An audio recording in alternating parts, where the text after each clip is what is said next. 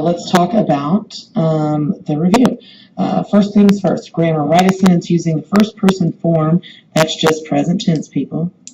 First person being the yo form. Present tense, yo form. For the present indicative of the following verbs: dar, hacer, tener, querer, and saber. Let's do a sentence. Yo le doy de comer al gato cada mañana. I feed the cat every morning. The da is the hardest one, y'all. It's got an after it because I'm giving something to someone. And usually when I've got that I want to use an indirect object pronoun to explain who I'm giving it to. So that's why that looks like that. Yo hago mi tarea antes de ver la tele. I do my homework before watching TV. That's the yo form of hacer. And if you'll notice, all of these verbs have irregular yo forms, and that's what we were going for when we asked you to write sentences. Tengo que estudiar para mi examen, para la clase de español. Para or de, either one of those words. Quiero sacar una buena nota en la clase de español. I would like to, I want to get a good grade in Spanish class. And then lastly, salgo temprano para llegar a la escuela a tiempo. I leave early to arrive at school on time. So if we're going to conjugate, so we're done with that part. Check so. All right. Conjugate the following verbs in the present indicative and list the other three verbs, and list three other verbs, oopsies, that fall under that category. So perder is pierdo. And I've got pierdes, it's an ER verb, so it's going to be ES. And pierde, perdemos, and pierden. The nosotros form is always going to stay in its normal form, and then perdes, vosotros stays how it normally would be also. Another stem changing verb that's E to I is vestir, and that comes from vestirse. Y'all remember that? That's one of your reflexive verbs. Querer is also one. I know it looks a lot different, but all I'm really doing is changing the E to I. Actually, that's E to IE. I don't know why I have it in the column. Sorry. Let me go back a second. Sorry, kids. This is all correct, but vestir is actually over here as an E to I, and this is an E to IE verb. I'm sorry. So back to querer. Querer is an E to IE verb. It looks a little crazy because it's got all these vowels here, but I'm doing the same thing. Quiero, yo quiero. And two more E to IE verbs would be empezar, and that turns into empiezo. And I've got despertarse, that's another stem changing reflexive. Despertarse, and that's going to become let's just rewind. Me despierto. So that's your E to IE verbs. Next up is the verb poder, which is O to U verbs. O to UE verbs. And so this is going to be puedo, puedes, puede, podemos, podéis, and pueden. And some other stem changing verbs that are O to UE are almorzar, and that would become almuerzo, and acostarse, that's another reflexive one that you need to know, and that's to get in bed. So acuesto, me acuesto. And another one would be dormir. That's to sleep, and so duermo is the yo form of that. And then the last one is pedir. Pedir is pido, And this is E to IE, and I'm sorry about that mistake earlier. E to I, oh my goodness. Okay. E to I. Pido, pides, pide, pedimos, pedéis, sorry, and piden.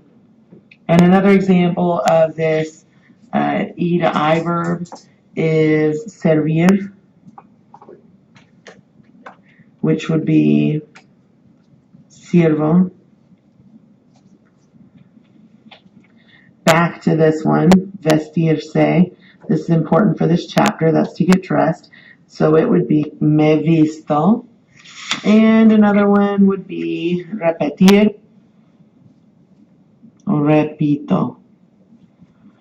All right, so that is the stem changing verb section. Next up, what are the two parts of a Spanish reflexive verb? Well, you've got the reflexive pronouns, which are me, te, se, nos, os, and se. And then you've got the regular verb. So if I have vestirse, like I told you in class, I like to treat these separately. I'm going to take care of this first. I call it conjugate. And then I'm going to definitely conjugate this part second. Here's your reflexive pronouns. What do the verbs... Oh, and that's it on reflexive pronouns. So just make sure reflexive pronouns are called that because you are doing this for yourself. So if I want to say I brush my hair, then it's me cepillo because I am doing the brushing and I am receiving that brushing. And then it would be el pelo. I am brushing, that L looks really sketchy. El pelo. I am brushing my hair. Okay?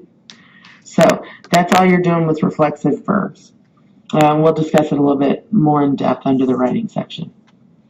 And what do the verbs encantar, importar, interesar have in common with gustar?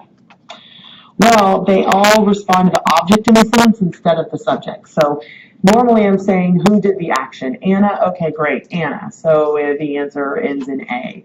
But now I'm looking at it and saying, what is it that Anna likes, or what is it that doesn't interest Anna, or is important to Anna, or pleases Anna, or whatever. So it's the object that's important here, not the subject.